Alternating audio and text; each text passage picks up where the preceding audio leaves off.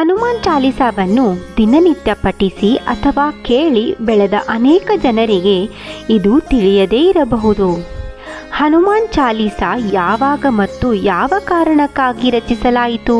ಗ್ರಂಥಗಳ ಪ್ರಕಾರ ಗೋಸ್ವಾಮಿ ತುಳಸಿದಾಸ್ ಹನುಮಾನ್ ಚಾಲಿಸಾವನ್ನು ರಚಿಸಿದ್ದಾರೆ. ಆದರೆ ಅವರು ಕಾರಾಗೃಹದಲ್ಲಿ ಇದ್ದು ಹನುಮಾನ್ ಚಾಲಿಸಾವನ್ನು ರಚಿಸಿದ್ದಾರೆಂದು ನಿಮಗೆ ತಿಳಿದಿದೆಯೇ? ಬನ್ನಿ ಇದರ ಹಿಂದೆ ಇರುವ ಒಂದು ಕುತೂಹಲಕಾರಿ ಕಥೆಯನ್ನು ತಿಳಿಯೋಣ.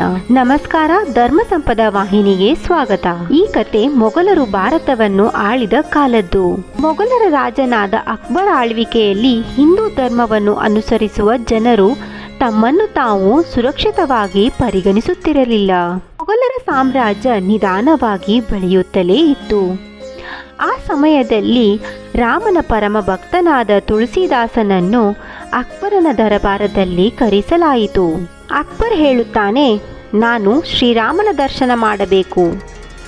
ಆಗ ಗೋಸ್ವಾಮಿ ತುಳಸಿದಾಸ್ ಈ ರೀತಿಯಾಗಿ ಹೇಳುತ್ತಾರೆ, ನಮ್ಮ ಆರಾಧ್ಯ ದೇವರಾದ ಪ್ರಭು ಶ್ರೀರಾಮರು ಭಕ್ತರಿಗೆ ಮಾತ್ರ ದರ್ಶನ ಕೊಡುತ್ತಾರೆ. ಅಂದ ಮೇಲೆ ನಿಮಗೆ ಇದು ಅಸಾಧ್ಯವಾದ ಮಾತು. ತಕ್ಷಣ ಅಕ್ಬರ್ ಕೇಳುತ್ತಾನೆ, ಹಾಗಾದರೆ ನಿಮಗೆ ಹೇಗೆ ಶ್ರೀರಾಮರ ಭೇಟಿಯಾಯಿತು? ಆಗ ಗೋಸ್ವಾಮಿ ತುಳಸಿದಾಸ್ ಈ ರೀತಿಯಾಗಿ ವಿವರಿಸುತ್ತಾರೆ, ಒಮ್ಮೆ ಶ್ರೀರಾಮರ ಕತೆ ಹೇಳುತ್ತಾ ಇದ್ದಾಗ ಒಬ್ಬ ದಿವ್ಯವಾದ ವ್ಯಕ್ತಿಯನ್ನು ಭೇಟಿ ಮಾಡಿದೆ. ಅವರು ಬೇರೆ ಯಾರೂ ಅಲ್ಲ, ಶ್ರೀರಾಮನ ಭಕ್ತ ಹನುಮ. ಅವರಲ್ಲಿ ಶ್ರೀರಾಮರ ದರ್ಶನ ಮಾಡುವುದರ ಬಗ್ಗೆ ಸಲಹೆ ಕೇಳಿದೆ. ಅದಕ್ಕೆ ಅವರು ಚಿತ್ರಕೂಟದ ನದಿಯ ದಡದಲ್ಲಿ ಶ್ರೀರಾಮರನ್ನು ಕಾಣಬಹುದು ಎಂದು ಹೇಳಿದರು. ನಾನು ಚಿತ್ರಕೂಟದ ದಡದಲ್ಲಿ ಧ್ಯಾನ ಮಾಡುತ್ತಿದ್ದೆ. ಇಬ್ಬರು ಯುವಕರು ಅಲ್ಲಿಗೆ ಬಂದರು. ಆದರೆ ನಾನು ಅವರನ್ನು ಗುರುತಿಸಲಿಲ್ಲ. ಅದರಿಂದಾಗಿ ನಾನು ನೊಂದಿದ್ದೆ. ಆಗ ಹನುಮಂತನು ಅಲ್ಲಿಗೆ ಬಂದು ಸಮಾಧಾನ ಮಾಡಿದರು.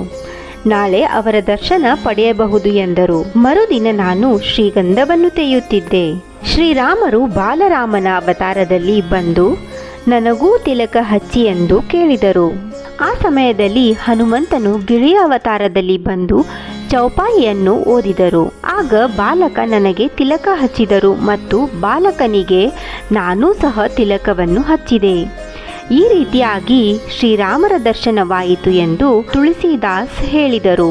ನೀವು ಶ್ರೀರಾಮರ ದರ್ಶನ ಪಡೆಯಬೇಕೆಂದರೆ ನೀವು ಸಹ ಹಿಂದೂ ಧರ್ಮವನ್ನು ಒಪ್ಪಿಕೊಂಡು ಅವರ ಜ್ಞಾನ ಮಾಡಬೇಕು. ಆಗ ಮಾತ್ರ ಶ್ರೀರಾಮರ ದರ್ಶನವಾಗುವುದು ಎಂದು ಹೇಳಿದರು. ಇದನ್ನು ಕೇಳಿದ ಮೊಘಲ ರಾಜ ಅಕ್ಬರ್ ಕೋಪಗೊಂಡನು. ತುಳಸಿದಾಸರನ್ನು ಬಂಧಿಸಿ ಕಾರಾಗೃಹದಲ್ಲಿ ಹಾಕಲಾಯಿತು. ಕೆಲವು ಪುಸ್ತಕಗಳಲ್ಲಿ ಹೇಳಲಾಗಿದೆ ಅಕ್ಬರ್ ಹಿಂದೂ ವಿರೋಧಿ ಅಲ್ಲ ಎಂದು. ಆದರೆ ಈ ಸಂತನ ವಿಷಯದಲ್ಲಿ ಅವರು ಹಿಂದೂ ವಿರೋಧಿ ಎಂದು ತಿಳಿಸಲಾಗುತ್ತದೆ. ಯಾವುದೇ ಹಿಂಜರಿಕೆ ಇಲ್ಲದೆ ತುಳಸಿದಾಸ್ ಕಾರಾಗೃಹದಲ್ಲಿ ಇರಲು ಒಪ್ಪಿಕೊಂಡರು. ಕಾರಾಗೃಹದಲ್ಲಿಯೇ ಇದ್ದು ಹನುಮಾನ್ ಅವರ ಗುಣಗಾನ ಮಾಡತೊಡಗಿದರು ಮತ್ತು 40 ಚೌಪಾಯಿಗಳನ್ನು ಬರೆದರು. ಮುಂದಿನ ದಿನಗಳಲ್ಲಿ ಇದನ್ನೇ ಹನುಮಾನ್ ಚಾಲಿಸ್ ಎಂದು ಕರೆಯಲಾಯಿತು. ತುಳಸಿದಾಸರು ಫತೇಪುರ ಸಿಕ್ರಿಯ ಕಾರಾಗೃಹದಲ್ಲಿ ಇದ್ದರು. ಅಲ್ಲಿ ವಿಚಿತ್ರವಾದ ಘಟನೆ ನಡೆಯಿತು. ಇದರಿಂದಾಗಿ ಅಕ್ಬರನು ಸಹ ದಿಗ್ಭ್ರಮೆಗೊಂಡನು. ಫತೇಪುರ ಸಿಕ್ರಿಯಲ್ಲಿ ದಿಢೀರನೆ ಕೋತಿಗಳ ಸಂಖ್ಯೆ ಹೆಚ್ಚಾಯಿತು. ಅದರಲ್ಲಿ ಒಂದು ವೃದ್ಧ ಕೋತಿ ತುಳಸಿದಾಸರ ಹೇಳುತ್ತಿರುವ ಚೌಪಾಯಿಗಳನ್ನು ಕೊನೆಯವರೆಗೂ ಕೇಳಿತು. ಅದು ಸ್ವತಃ ಹನುಮಂತನಾಗಿದ್ದನು. ತುಳಸಿದಾಸ್ ರಚಿಸಿದ ಹನುಮಾನ್ ಚಾಲಿಸಾವನ್ನು ಪ್ರಪ್ರಥಮವಾಗಿ ಹನುಮಂತನೇ ಕೇಳಿದ್ದು. ಕಾರಾಗೃಹದಲ್ಲಿಯೂ ಸಹ ಕೋತಿಗಳ ತೊಂದರೆ ಕೊಡಲು ಪ್ರಾರಂಭಿಸಿದವು. ಮೊಘಲ ಸೈನಿಕರು ಕಾವಲು ಕಾಯಲು ಸಾಧ್ಯವಾಗಲಿಲ್ಲ. ಆಗ ಮಂತ್ರಿಯೊಬ್ಬ ಅಕ್ಬರನಿಗೆ ಈ ರೀತಿಯಾಗಿ ಹೇಳುತ್ತಾನೆ, ಕೋತಿಗಳನ್ನು ಹೋಗಲಾಡಿಸಲು ಎಲ್ಲಾ ಪ್ರಯತ್ನಗಳನ್ನು ಮಾಡಿದೆವು, ಯಾವುದೂ ಪ್ರಯೋಜನವಾಗಲಿಲ್ಲ. ಇಷ್ಟೆಲ್ಲ ಆಗುವುದಕ್ಕೆ ಕಾರಣ ಸಂತ ತುಳಸಿದಾಸನನ್ನು ಬಂಧಿಸಿದ್ದು. ಅವನನ್ನು ಮುಕ್ತಗೊಳಿಸಬೇಕು. ಆಗ ಅಕ್ಬರ್ ಒಪ್ಪಿಕೊಂಡು ತುಳಸಿದಾಸರನ್ನು ಮುಕ್ತಗೊಳಿಸಿದನು. ತದನಂತರ ಕೋತಿಗಳ ಹಾವಳಿ ಕಡಿಮೆಯಾಯಿತು.